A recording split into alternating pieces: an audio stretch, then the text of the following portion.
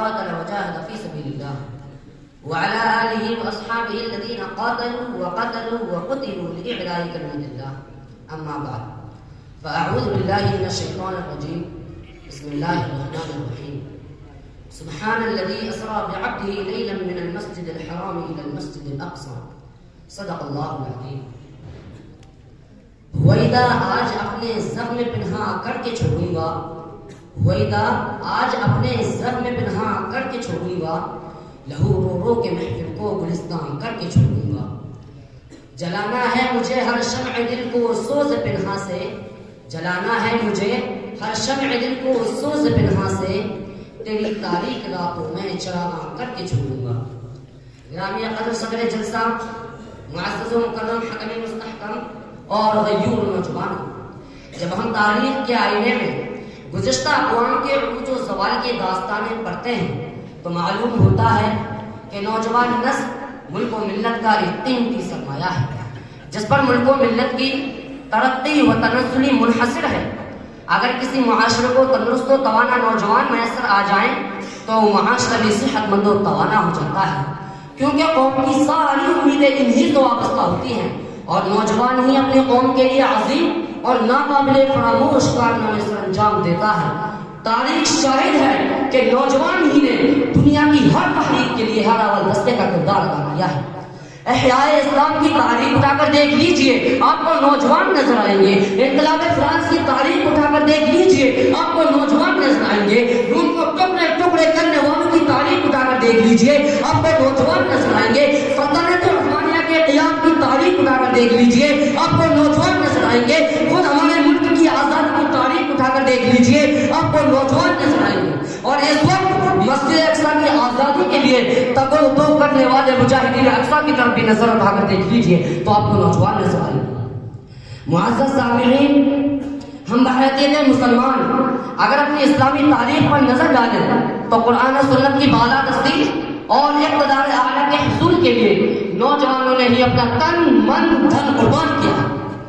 کبھی یہ نوجوان احمد شاہ ابدالی کی شکل میں جذبہ جہاد سے سرشار ہو کر مراٹھوں کو نیست و نابود کرتا ہے، تو کبھی یہ نوجوان قیس بن بروان کی شکل میں افریقہ کے تپتے ہوئے صحراؤں میں کلمہ توحید بلند کرتا ہے، تو کبھی یہ نوجوان شہاب الدین غوری کی شکل میں مشرکین سے اپنا انتقام لیتا ہے، تو کبھی یہ نوجوان طارق بن زیاد کی شکل میں اسلامی تحریک کی سربلندی کے لیے تلوار اٹھاتا ہے، تو کبھی یہ نوجوان 17 سالہ محمد بن قاسم کی شکل میں اپنی بہن کی فریاد سن کر راجہ دائر کے خلاف سندھ کے لرستان میں علم جہاد بلند کرتا ہے، تو کبھی یہ نوجوان سلطان صلاح الدین ایوبی کی شکل میں فلسطینیوں کی غلامی کی زنجیریں توڑتا ہے، تو کبھی یہ نوجوان عثمان غازی کی شکل میں اسلامی سلطنت و خلافت قائم کرتا ہے، تو کبھی یہ نوجوان شیخ الہند مولانا محمود کی شکل میں ہندوستان کی آزادی کا بیج ہوتا ہے.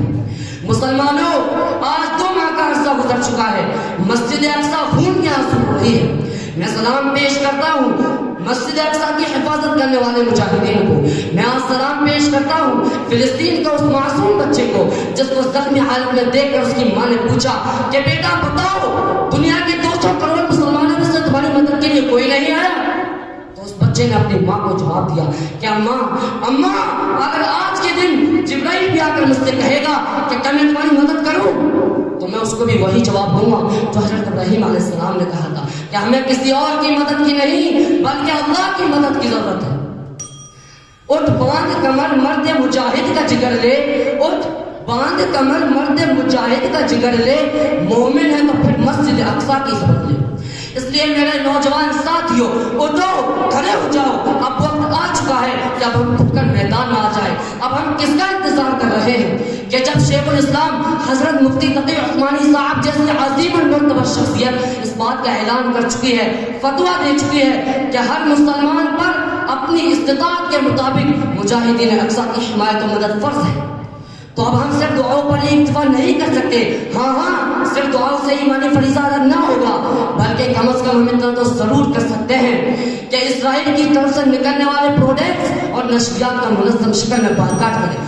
اگر ہم یہ بھی نہ کر سکے تو خدا را ہم کل قیامت کے دن شہداء فلسطین سے کس طرح نظر لگ پائیں گے. وقت کی تنگدامنی کی بنا پر میں اپنی تقریر کو اس شعر کے ساتھ ختم کرتا ہوں کہ حوصلہ ہم جوان رکھتے ہیں اور مرتبہ عالی شان رکھتے ہیں، حوصلہ ہم جوان رکھتے ہیں اور مرتبہ علیشان رکھتے ہیں، دل میں ہے لا الہ الا اللہ اور ہتھیلی پر جان رکھتے ہیں۔